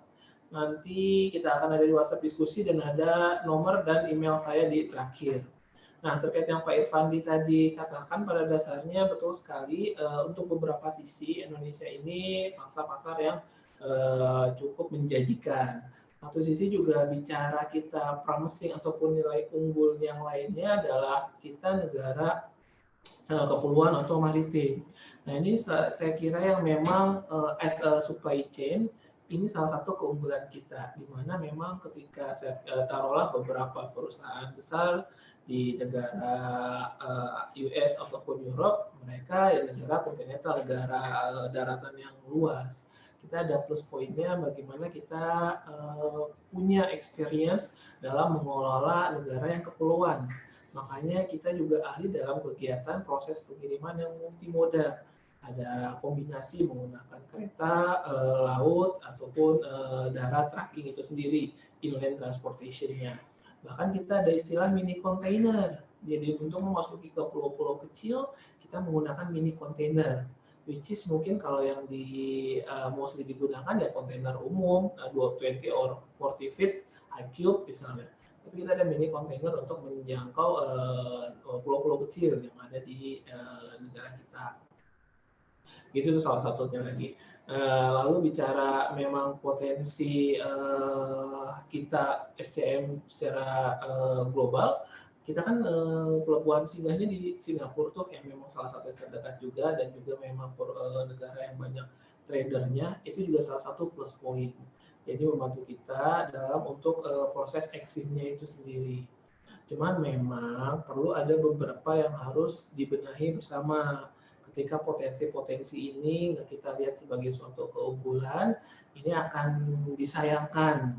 Misal, bagaimana support regulasi dari pemerintah dalam mengakomodir kebutuhan di Indonesia, ataupun memproteksi industri yang ada di Indonesia. Atau sebaliknya, bagaimana pemerintah mendukung atas regulasi dalam mensupport kegiatan ekspornya, memudahkan dalam kegiatan ekspornya, sehingga kita bisa compete dengan negara-negara yang lain. Jadi ini masih butuh sinergitas dari beberapa pihak. Nggak cuma kita tahu keunggulannya, tapi juga kita butuh support dari beberapa pihak. Kurang lebih seperti itu, Mas Irfandi. Sebelum kita lanjut beberapa slide lagi, tinggal sedikit lagi. Dan juga barusan sudah di kode-kode nih Mas Fauzan, ada yang noel-noel di belakang katanya sebentar lagi, baik, sebentar lagi. Nah, karena bicara kompetensi, menariknya adalah ke depannya tantangan kita adalah 3 tantangan terbesar. Saya kutip, yang pertama memang akan adanya evolusi dari teknologi itu sendiri. Itu tantangan yang akan kita harus jalani ke depannya mengenai supply chain. Yang kedua adalah bagaimana kita untuk provide kebutuhan dari customer yang katakanlah karakteristiknya yang beragam, mulai dari kecepatan pengirimannya maupun dari kuantiti dan varietas pengirimannya. Nah, yang ketiga menariknya adalah ke depannya adalah kita bakal shortage of key talent di supply chain itu sendiri.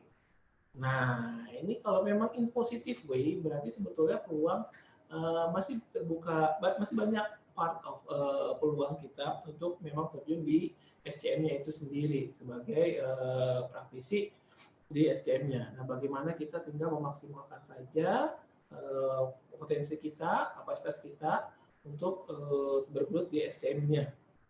Tidak hanya itu, setelah kita tahu ternyata, salah satu challenge terbesarnya adalah shortage key talent-nya di SCM, tapi kita harus challenge ourselves kita bahwa kita menambahkan kompetensi kita, challenge ourselves untuk bernilai tambah lebih. Misalnya ada istilah, jadi satu kaki kita di traditional operation, satu sisi kita sudah harus aware melek teknologi. Jadi dua hal itu harus kita jalani bersama. Nggak semata-mata, kita nih kekurangan, saya ada tempat untuk bagian tempat di SCM, tapi kita tidak tambal kompetensi kita, tapi kita challenge kompetensi kita. Itu yang harus kita challenge. Jadi kita harus maksimalkan apa yang kita punya, eager to challenge ourselves dalam terlibat di supply chain itu sendiri. Dan menariknya bicara kompetensi adalah satu riset yang memang di Indonesia sendiri untuk kompetensi sertifikasi disahkannya itu masih cukup minim dibanding negara-negara lain. Contoh tetangga saja, Malaysia yang sudah sampai 400 atau Singapura yang lebih dari 1000 untuk sertifikasinya sendiri. Bicara sertifikasi disinggung di awal, Apix itu tertera, jadi kami juga merupakan salah satu channel partner resmi dari Apix itu sendiri di Indonesia. Nah, salah satu datanya akhir tahun kemarin Indonesia cukup minim untuk sertifikasi. supply chain, industri dalam supply chain. Oke. Penting apa enggak sertifikasi itu, saya kutip dari Transparent Career, sebetulnya adalah walaupun sertifikasi dalam SCM itu isn't necessary, tidak sangat dibutuhkan, tapi ini akan memberi keuntungan, ini akan menambah nilai jual kompetisi rekan-rekan semua dalam mencari pekerjaan atau terjun di dunia SCM. Gitu. Challenge, beberapa slide terakhir, challenge kita ke depannya setelah COVID sebetulnya apa saja sih? Apa sekarang COVID sudah selesai atau belum? Apa yang sekiranya harus kita persiapkan? Ada beberapa sumber, beberapa literatur, beberapa informasi yang kemungkinan akan terjadi setelah COVID ini selesai. Misalnya yang pertama saya ambil 4 terbesar. Yang pertama adalah teknologi dan otomisasi. Salah satunya ini menjawab yang tadi juga ada pertanyaan. Jadi nanti beberapa perusahaan akan melihat otomisasi dan robotik ini menjadi fokus ataupun urgent karena mengurangi kemungkinan dampak yang mengganggu pada rantai pasokan, misalnya pembatasan pergerakan orang. Misalnya lagi, 2013 saya pertama kali coba diperkenalkan dengan otomisasi di gudang. Jadi stacking ke paletnya sudah robotik semua, kita tinggal setting, stacking ke atas palet cepat. Di dalam gudang tersebut tidak ada orang, hanya ada 2 manpower saja di gudang yang sangat besar. Nah, ketika COVID itu terjadi, ini tidak berdampak kepada gudang tersebut karena semuanya digunakan oleh robot, otomisasi, dan hanya sedikit SDM di dalamnya. Kedepannya menyikapi hal tersebut, beberapa perusahaan akan lebih fokus, lebih melihat hal ini menjadi urgensi. Lalu yang contohnya ini, bayangkan ini saja beberapa tahun lalu sudah menggaung-gaung di telinga kita. Bagaimana robotic arm atau automatic gate vehicle di warehouse sudah digunakan.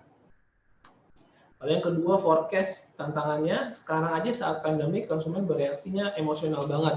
Peningkatan permintaan yang mendadak karena mereka mengisolasi menimbun.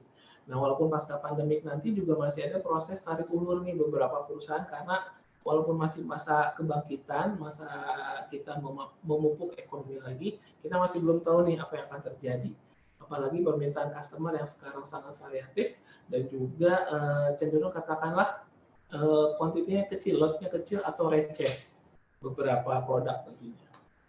Lalu risk management and business continuity plan. Jadi ini bagian penting juga yang krusial dalam menjalankan operasional.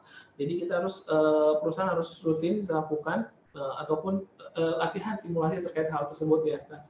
Kita mapping dulu misalnya mapping kondisi sekarang atas potensi yang akan terjadi seperti apa. Kita analisa risiko yang bakal muncul seperti apa. Kita antisipasi jika risiko tersebut terjadi, apa yang harus kita lakukan. Seperti itu. Jadi ini akan menjadi fokus lagi mengenai risk management and BCP-nya. Yang terakhir, collaboration dan visibility pasti. Karena salah satu langkah terbaik membangun kerjasama dan meningkatkan rasa percaya satu dengan lain. Lagi-lagi ini korelasi dengan yang sebelumnya, slide awal, mengenai trust. Jadi penting juga trust ini dipupuk dan tetap dipertahankan dalam part of SCM, karena ini yang kedepannya akan menjadi tuntutan. Bagaimana collaboration dan visibility dikedepankan oleh beberapa perusahaan. 4 topik yang paling challenging ketika COVID-19 itu. Q&A-nya boleh mungkin 1 atau 2, Mas Bro Fauzan, ketika memang sharing juga boleh ya, saya sharing lagi 1 atau 2 orang sebelum slide terakhir. Saya sudah dicolek untuk kedua kalinya nih Mas Bro Fauzan. Iya nih, banyak colekan nih dari tadi nih ya. Iya, banyak colekan. Pertanyaannya juga nggak habis-habis sebenarnya sih. Ya, oke, mungkin 1 deh. Sisanya kan karena ada grup ya. Ya, jadi grupnya sudah ada. Mungkin 1 pertanyaan, grupnya atau sharing boleh, grupnya sudah ada. Nanti boleh di grup atau japri saya. Sekiranya kirim email juga boleh. Sebelum beberapa penutup nih sharing terakhir. Karena sudah memasuki jam 5:30 juga. 1 pertanyaan boleh? Iya, tadi ada pertanyaan nih dari Pak Rian Permana, dengan gencarnya pembangunan infrastruktur di beberapa tahun ke belakang dan juga berkembangnya pasar e-commerce, apakah yang masih perlu ditingkatkan dalam SCM kita untuk terus berkembang?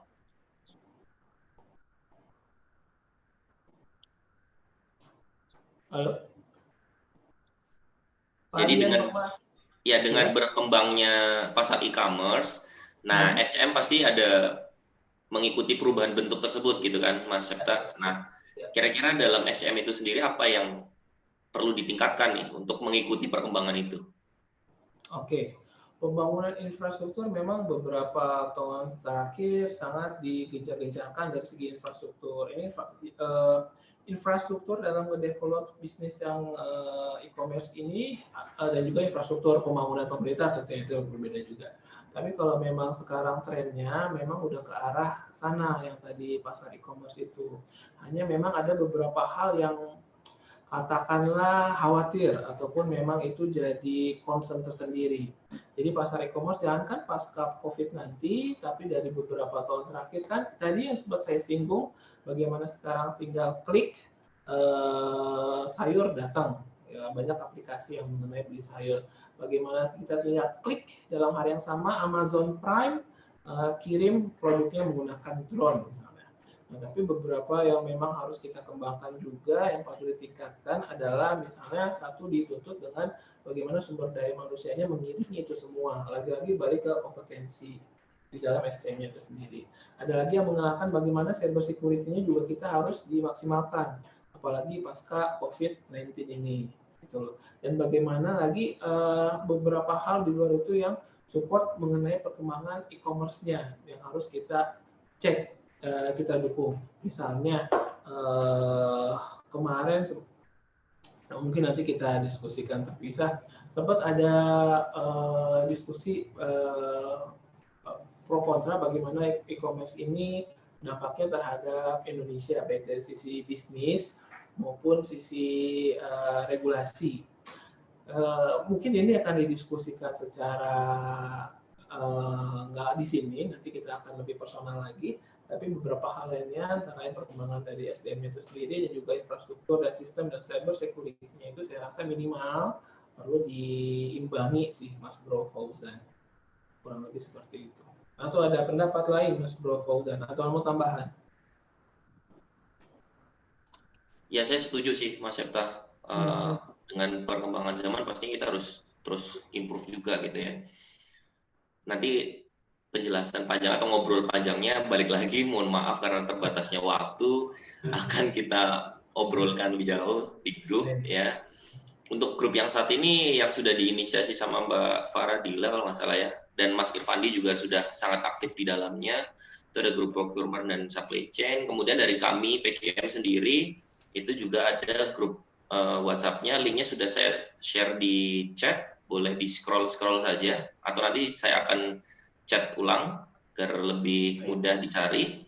Nanti di situ informasi-informasi yang bisa kami berikan akan kami berikan terkait informasi SCM itu sendiri, pengetahuan tentang SCM maupun program-program, info-info program dari kami yang terkait dengan SCM. Itu juga akan kami share di grup WhatsApp tersebut. Seperti itu. Tidak membatasi juga buat teman-teman yang ingin bertanya secara langsung terkait apa yang ingin ditanyakan atau yang dihadapi sekarang ini di grup tersebut, dipersilakan sekali. Nanti ada beberapa tambahan konsultan lagi yang sudah ada di situ yang siap untuk menjawab pertanyaannya. Gitu, agar lebih mantap jawabannya gitu ya. Silakan Mas Septa, ada lanjut materinya sudah atau ada apa lagi nih? Masih ada, Mas Bro. Oh, masih ada. Oke. Saya udah lanjut aja, silakan. Sedikit lagi. Baik, jadi sebentar. Kita flashback sedikit, remind yang sudah saya sharingkan di awal. Pada dasarnya sangat menarik dan keterbatasan waktu yang bahkan sampai malam pun saya rasa tidak cukup untuk membahas mengenai supply chain management, even basic dan juga introduction ini. Nah, seperti yang tadi disampaikan juga beberapa part ini yang ketika kita fokus ataupun diseriuskan, ternyata banyak juga menarik yang harus kita kupas di masing-masingnya. Seperti yang tertera di layar teman-teman, misal mengenai warehouse, transportasi, perdagangan internasional, PPIC, purchasing, ataupun sales and operation, planning, nah itu harus kita simak. Gitulah. Nah, kalau boleh tahu rekan-rekan, boleh bantuannya sharing nih, bukan lagi sekali lagi untuk mobile phone ataupun laptopnya, buka browsernya, masuk ke menti.com lagi. Dalam membantu kami, kira-kira kita ke depannya diskusi apa lagi yang bisa dilakukan. Terkait bagian dari SCM, topik apa yang ingin dibahas dalam next webinar. Buka menti.com-nya, lalu masukkan kodenya.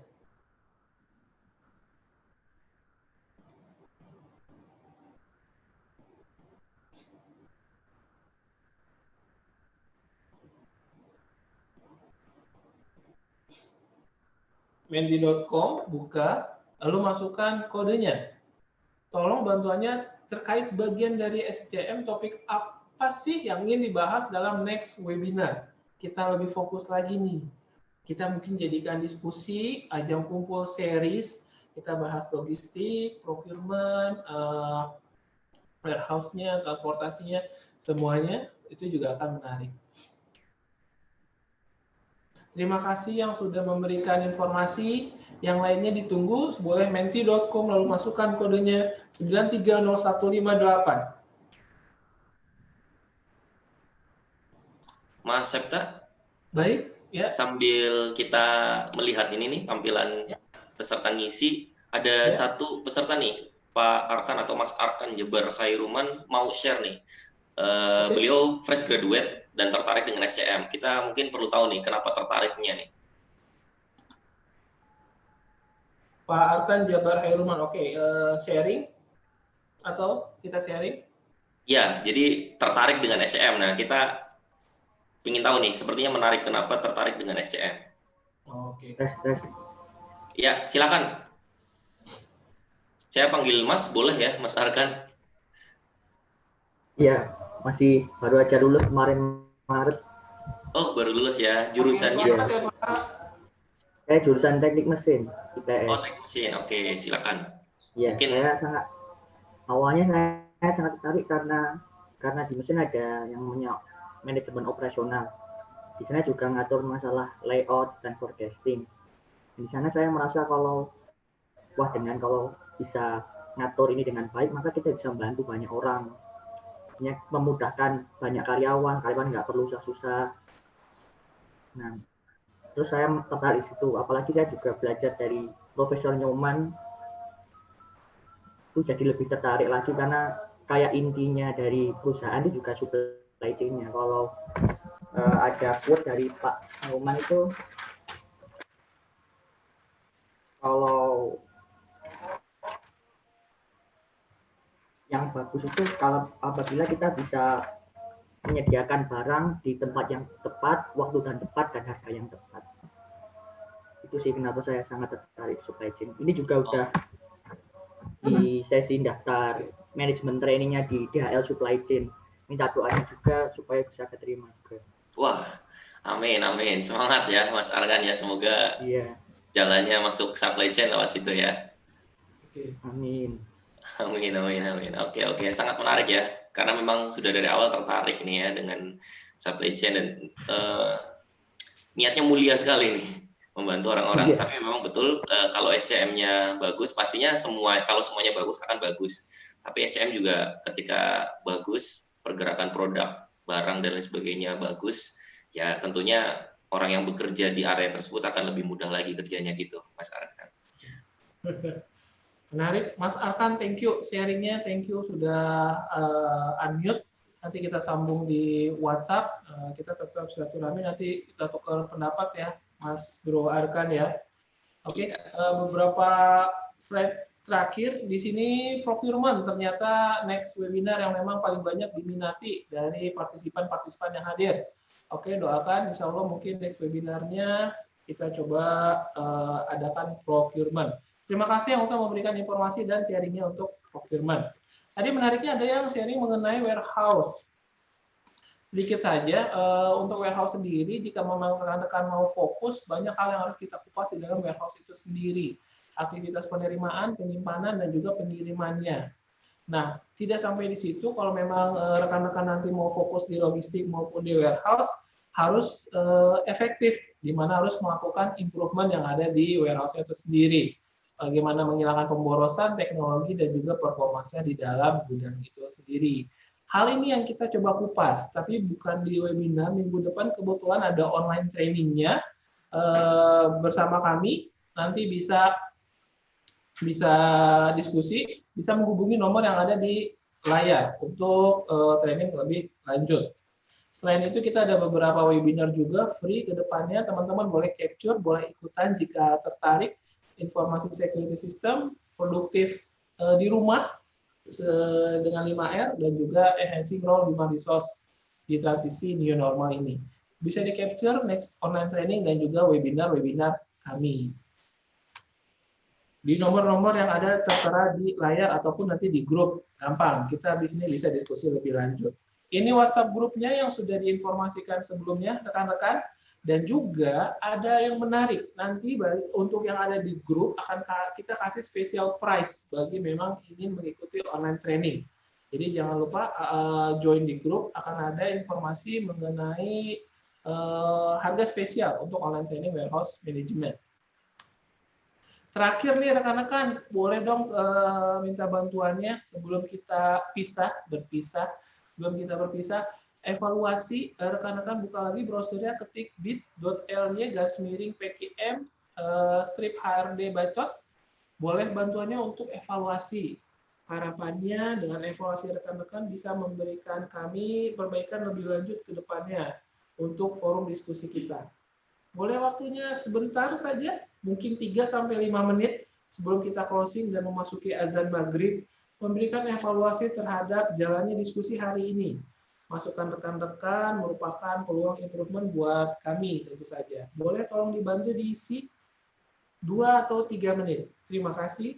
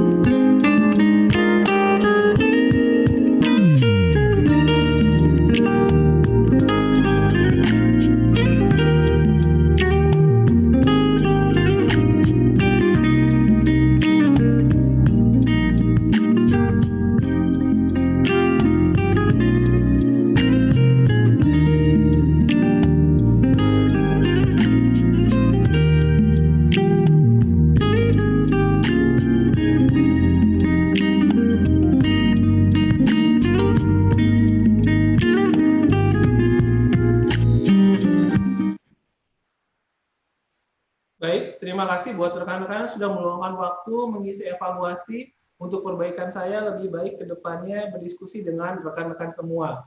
Nah, nggak kerasa hampir 2 jam, 1,5 jam lebih kita sudah diskusi bersama, asik banget dengan rekan-rekan semuanya dan juga kesempatan yang luar biasa dari BC Talk. Mudah-mudahan kita ketemu lagi, baik diskusi seperti ini maupun di WhatsApp Group. Kurang lebih itu sharing dari saya, Mas Bro Fauzan. Baik, ya sangat menarik sekali dan pertanyaannya juga sangat banyak, apalagi yang di YouTube ya, belum sempat kita baca satu persatu, tapi pastinya nanti akan kita jawab satu persatu di grup, di link yang sudah diinfokan. Buat teman-teman nanti yang pertanyaannya belum terjawab, bisa disimak aja di grup. Ikuti terus program-program kami dari PQM terkait SCM maupun bidang-bidang yang lain, karena kami provide beberapa SME atau subject matter expertise. Info lengkapnya bisa langsung klik di slide yang sudah tertampil tadi atau bisa langsung japri atau bertanya di grup. Begitu ya, Mas Septa. Betul. Akhir kata, terima kasih buat teman-teman yang sudah join sampai akhir dan yang sudah menyimak dari awal sampai akhir. Semoga bisa bermanfaat buat teman-teman. Akhir kata dari saya, terima kasih, selamat sore, dan semangat pagi. Semangat pagi.